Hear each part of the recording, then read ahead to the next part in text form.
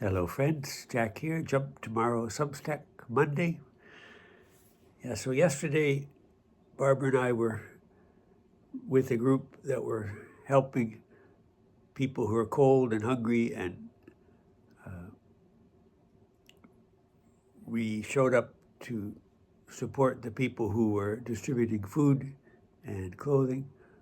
And so, really, our job was to stand around and be useful whenever we saw a need. There was food being served, it was cold, there was snow and ice.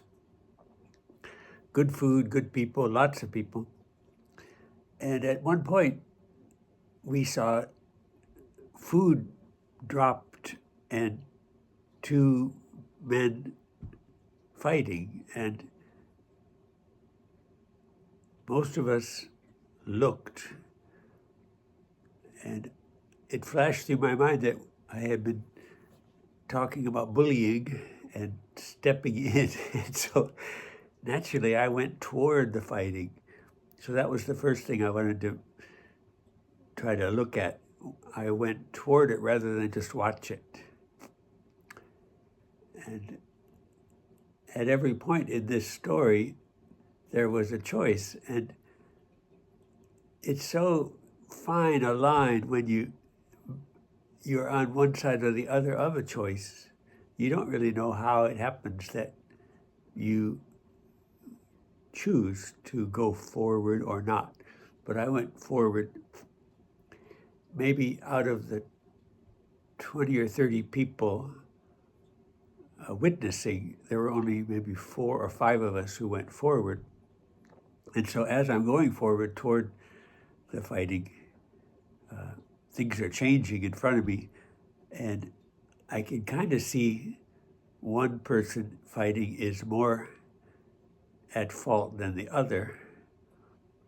And so you can say one is more the bully. But as I go forward, there are words being yelled, and people are trying to stop them from fighting, of course. And when I get right up to them, now there's another choice. I can touch or not. And what's so funny and interesting is how we choose. It's not something you can do ahead of time. That's what I'm trying to say.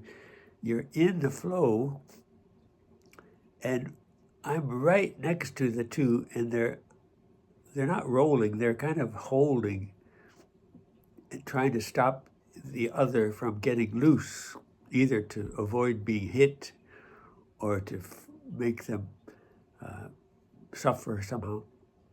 And one of the things I did in the realm of touching is I put my hand under the shoulder of the person on top, and I lifted. And I know how much a person weighs, and this person weighed much more than that, and that was a surprise to me. And of course, it's obvious now that I think of it later, but I hadn't thought that in my experience in my life, anytime I've tried to help someone up, they were wanting to come up, but no, this person was clinging to the other person, so I was lifting two people. I think, it's always a haze what happened. I think others helped lift, because I don't think I could have by myself, but somehow the two came away from the ground together. And then again, the choice what to do. I had a strong sensation of vulnerability, but also I remembered, now rationally, I remembered privilege, that I'm old. An old person stopping a fight has an advantage that a young person does not, because I am not seen to be taking sides and fighting. I am seen to be trying to stop. So no one really wants to hurt me. And I know that in my head.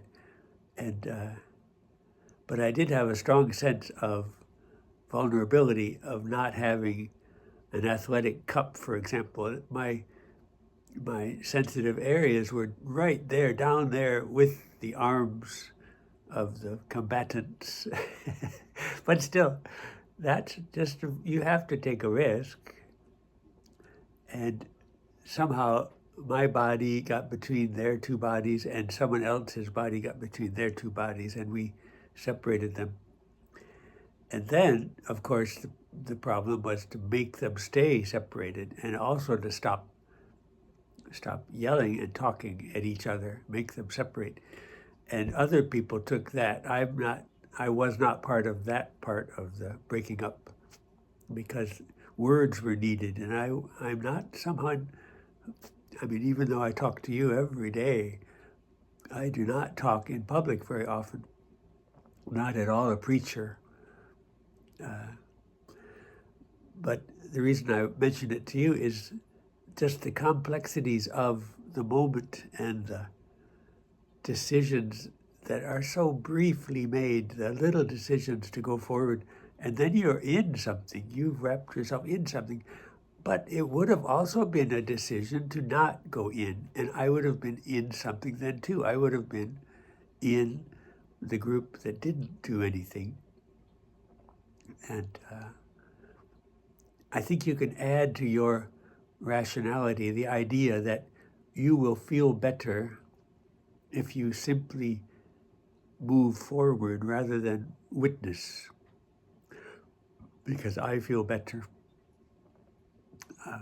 Just place that in some rational part of your mind, that we all want to feel better. And so making the decision to do more than witness a bullying is a good idea. Somewhere in your head, put that somewhere. I'm talking to myself again, of course. I'm going to try to remember that. I love you.